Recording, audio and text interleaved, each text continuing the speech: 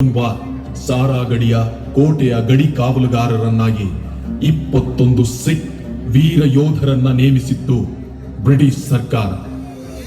ಗುರಿಗೂ ಗುರಿಕಾರನಿಗೂ ತಲೆಗೂ ಕಲ್ಲಿಗೂ ಉರಿವ ತಾವಾಗ್ನಿಗೂ ಸುರಿವ ಮಳೆಗಲ್ಲಿಗೂ ರವಿಗೂ ಕಾಮೋಡಗೂ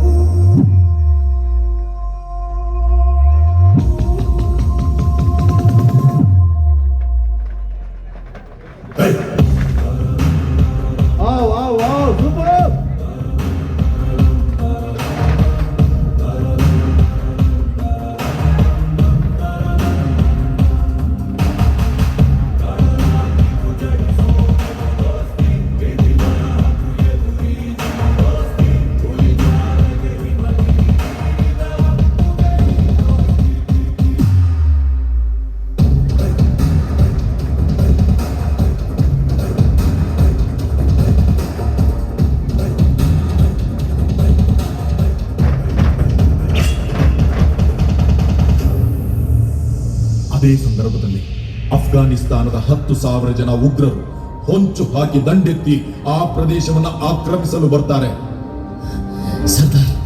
ಸರ್ದಾರ್ ಈಶ್ವರ್ ಸಿಂಗ್, ಅಫ್ಘಾನದ 10,000 ಉಗ್ರರು ನುಗ್ಗಲು ಸಿದ್ಧರಾಗಿದ್ದಾರೆ.